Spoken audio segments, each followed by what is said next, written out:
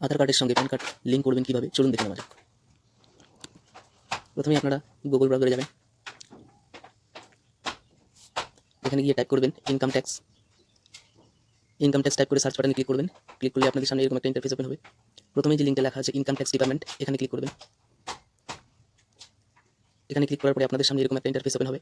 Scroll করে নিচের দিকে চলে আসবেন, ডান দিকে দেখেন লেখা আছে লিঙ্ক আধার, এখানে ক্লিক করবেন।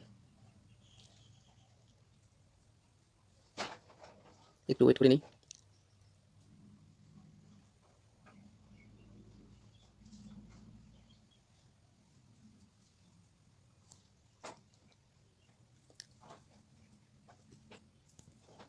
এখানে ক্লিক করার পরে দেখুন তিনটা স্টেপস আছে, 1 2 3। তিনটা স্টেপস আপনাদের ফিল আপ করতে হবে, ঠিক আছে। প্রথমে প্যান কার্ড নাম্বার এখানে দিতে বলছে, প্যান কার্ড নাম্বার আপনারা দিয়ে নেবেন।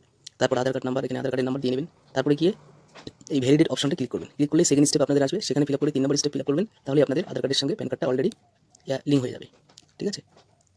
Thank you.